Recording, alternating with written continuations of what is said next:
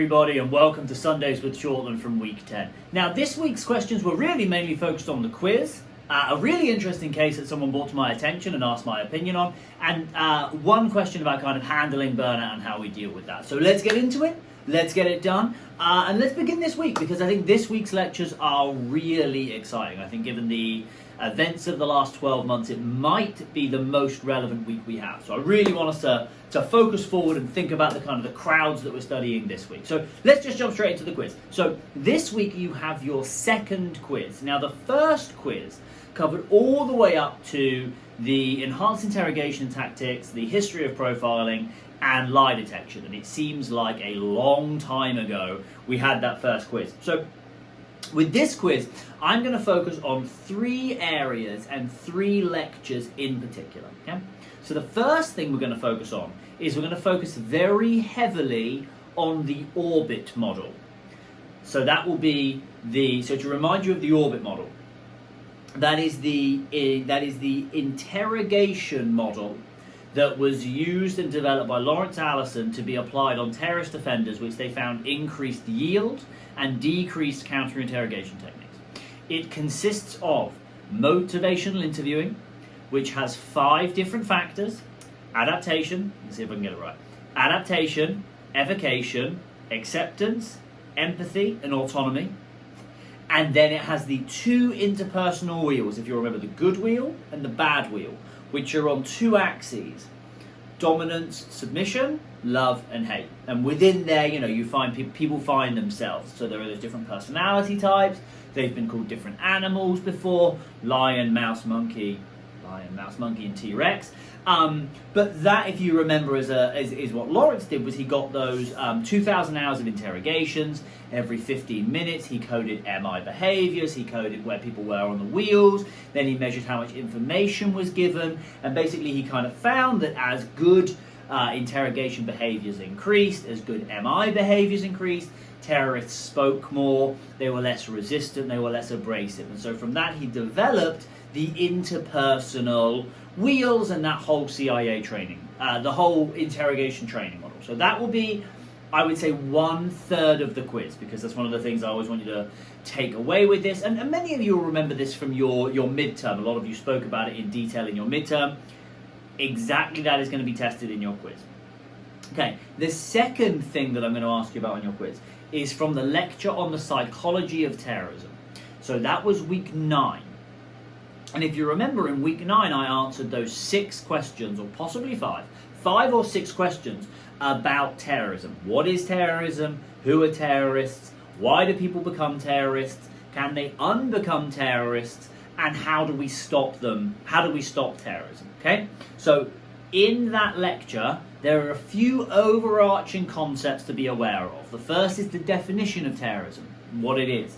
The second is this idea of what is radicalization and what does that mean, okay? And then the idea that there is what Clark Macaulay called the kind of the 2 triangles, okay? So there's the cognitive triangle, people getting more extreme cognitively, and then there's the behavioral triangle, which is people getting closer and closer to being involved in terrorism, okay? And that's probably what I'm going to ask you about in there. I may throw in a question about leaving terrorism. So that case of Sarah, disengagement, de-radicalization, kind of what those things are. Okay, so I won't ask you on the reading, because the reading is more conceptual, but I will ask you some questions related to what was said in that week 9 lecture, okay? Finally, I'm going to ask you about the week 10 reading. So that is the Lytton piece that looks at the 4 or 5 different strategies that are arguable if you are trying to get someone off of or to use traumatic brain injury as a defense for someone, and the psychological elements and aspects of that. Okay? So if you were going to study for this quiz, and you were going to ace this quiz, you would look at the week 7 lecture, Talk to Me, that's what it was called, right? The orbit lecture, okay, and also our top hat lecture. Geez, feels like a long time ago we did top hat. Our top hat lecture that we had on that topic. You would then watch the week 9 lecture on YouTube, okay? The terrorism lecture. And then you would watch the week 10 reading video on YouTube, or listen to those if you will, right? But those three things are what's going to come up in that quiz, okay? 15 multiple choice questions. No, you know what? You've got a busy week, it's week 10. 10 multiple, 12, compromise, 12 multiple choice questions. I'm going to go and delete something like 12 multiple choice questions. They will go live on Blackboard tomorrow at 9 a.m. and you have all week to do them. Okay? So 12 questions. Those three are the ones to watch. Okay? Watch those 3 videos. You'll have everything you need. Okay? Everything you need. So that is your quiz. And after those quizzes are in, I'll look at everybody's grade. And I think I'll probably then announce a extra credit opportunity, which I will outline next week for you. I don't want to overload you with an extra credit opportunity and your quiz in the same week. I'll give that to you next week when everybody knows their first quiz, their second quiz, and their midterm score. Okay, so that's everything in terms of quizzes and content for the course coming up. Okay, right, so let's get into the second question. So the second question for this week's was a case that a student emailed me a little while ago and asked my opinion about, and I think because I might have forgotten to reply, they put it again in the questions for Shortland, the Sundays with Shortland. But it's this really interesting case of Kendrick Johnson. And many of you may know this. Kim Kardashian knows this and tweeted in advocacy of it. But in 2013, the body of Kendrick Johnson was found rolled up in a wrestling mat with his shoes. And it was found, I believe, the morning after by a sports coach or by some students who saw, I think they saw some socks sticking out and went over and investigated. And it launched this investigation in Georgia in 2013.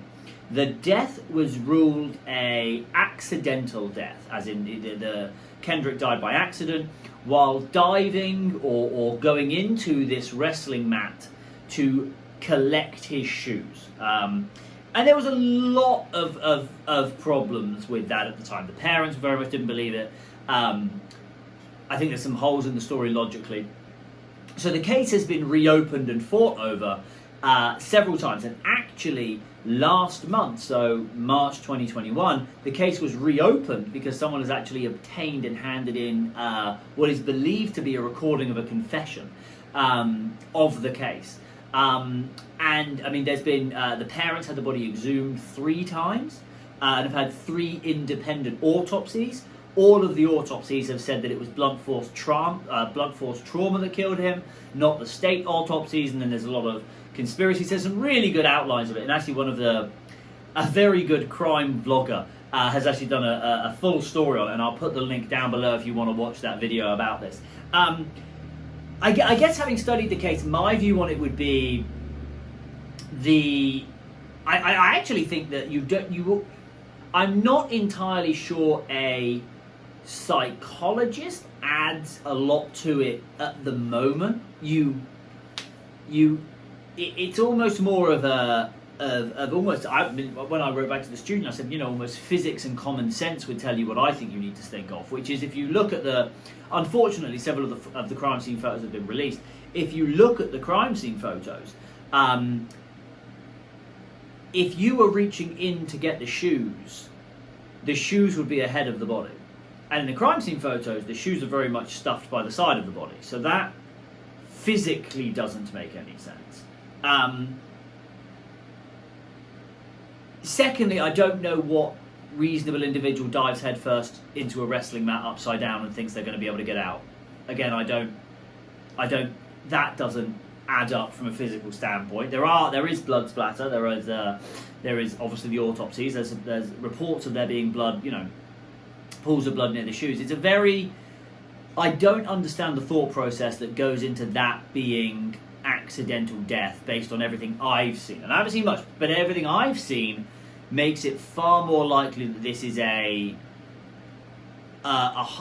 firstly a murder, and then the question would be, what is the motivation? And there are 2 aspects of this. One is it very potentially could be a racially motivated hate crime. Kendrick Johnson is black, so it could very much be a racially motivated hate crime, or it could be more of an interpersonal issue. And there's some crime reporting around different rumours that were spreading around the school of people who may have lured him there and all this kind of stuff, and hopefully the investigation will get into that. But I encourage you to have a look at it. I mean, it's a very it's one of those very interesting cases where they haven't solved it yet, but the facts of the case seem to be interesting enough to keep it in the public consciousness, and definitely very much don't align with the expressed narrative at the case closing. But what's interesting is from a psychological standpoint, there's very little to say on it right now, because if it was argued that it was a suicide, you'd have some interesting thoughts, because you'd be talking about, well, what would the method of suicide tell you from a psychological standpoint? But the idea that it's an accidental death doesn't give you much psychologically, and I guess other than thinking around, well, in what circumstances would an individual put themselves in that condition in which they would accidentally then die? And I mean, I think just from a common sense standpoint, that doesn't really seem like many would have you diving headfirst into a wrestling mat alone at like 6 p.m. in the evening. I mean, I just don't think that's a particularly likely scenario. Almost kind of an Occam's razor there. So, as far as I'm concerned, the case is not what was reported. It is going to be reopened, or it has been reopened, and hopefully the new information will be brought to light, and we can learn more. But if you're interested, I'll put the link below if you want to learn more about it. I would give you a warning. Don't. The vlogger gives the same warning. If you Google it, there is a high probability that the scenes from the crime will show up. My wife literally looked over my shoulder at the case, Googled it herself, and immediately found them. So just a caution, if you don't want to see them, don't Google it. And I'll link below to the vlogger who'll give you a full outline of the case and the facts and everything that happened. And it's one to think about, and hopefully we will know what happened in the near future. But thank you for bringing it to my attention. There are a lot of these unsolved cases, and I always like to think about them. And what I will do for anyone who is interested is I'll plug my favourite podcast, which is Wine and Crime. And there, if you have an interest in these kind of these criminal cases, every episode they do a different theme, and people bring the three co-hosts all bring a different crime every week, or two of them do every week for that theme, and they talk their way through these crimes and the psychology of them and stuff. So it's a great podcast if you want to listen. But thank you very much. I enjoyed it. Okay, and finally, one of the questions was about week 10 burnout and how do we work our way through it. And the only advice I can give about surviving a semester, I suppose, would be what I do is I micromanage the concept of time. So this is something I learned while actually doing. I can't remember where I first learned it, but I use it a lot. I used it a lot when I did CrossFit, and then one time I did it was a few years ago, I did a 30-mile fitness test with the Green Berets, which is where you had a pack of about, kilograms now?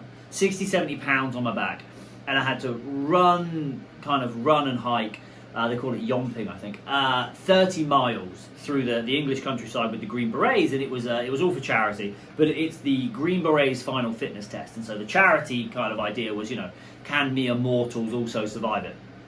Spoiler alert: I somehow miraculously did survive it, but will go down in history as the hardest thing I've ever done. And I remember the night before this idea of 30 miles, and I've never run a marathon. I don't run a lot. And what I did was I micromanaged it into my head. So I said, right, nobody has ever failed after 20 miles. And the guy said, if you get 20, you'll get 30. So no one's ever failed after 20 miles. I said, okay. So actually all I have to do is do 20 miles. Because if I do 20 miles, I'm definitely going to do 30. Okay, well half of 20 miles is basically 10. And if I can do 10, I'm going to do the next 10. Okay, well half of that is 5. So basically if I can get 5, I can definitely get 10. And if I can get 10, I can definitely get 20. And once I've got 20, I'm definitely getting 30. And half of 10 is basically 2.5 miles. So once I've done 2.5 miles, I'm basically going to finish the whole thing. And that was the mental kind of gymnastics I did to overcome, I think, the vacuousness of kind of this 30 miles as a concept. And so I guess applying that almost to surviving a semester, I would say I probably do the same thing. So I work very hard to micromanage the semester into small, manageable chunks, and knowing that that surviving a chunk gets you through to the next chunk. So with a 15-week semester, for me, it's survive week 4. Right? Week 4, for some bizarre reason, is always a big one in my mind. If you can get through week 4, you can basically survive. You're basically halfway there. You're not, but in my mind you are, right? And once you got to week 4, well, it's easy to get to week 8. And once you got to week 8, well, you know, it's only a few more weeks till week 10. And once you got to week 10, you're definitely going to get to week 15. So for me, it's about micromanaging it. So I break down, to survive a week, I basically think I just have to get to Wednesday. Well, to get to Wednesday, I just have to get past Tuesday. Okay, so Monday's halfway there. And so I use a lot of mental tricks like that to get myself to micromanage time so that I don't wake up on Monday and think, oh, fuck, it's 5 days till Friday, this is going to be a long week. It's right. If I can survive Monday, I make it to Tuesday, and Tuesday's basically Wednesday. I've done Wednesday, I'm over the hill, and I'm basically at Friday. And by thinking about it that way, I find that the week is less oppressive as a concept, and I feel that it doesn't burden me so much in terms of how unbelievably busy I am. And you can take that one step further. You can micromanage your morning to get to the end of the day. I just have to make it past 11 a.m. and then basically the rest of the day is done. Not in terms of I give up, but in terms of I'm so much closer to the finish line. So look, that's the only tip I have. It's a case of dig deep. But what I will say is in this semester specifically, and I hold this in all semesters, if you do have burnout, if you are feeling overwhelmed, if you have a lot of deadlines and everything is due and things are on top of you and you're worrying from a performance standpoint or from a psychological standpoint, sit at your computer, email your professor, and say, can I have an extension, please? You will be amazed how many times they say yes. And if they don't say yes, come to me and tell me who didn't say yes, and I'll email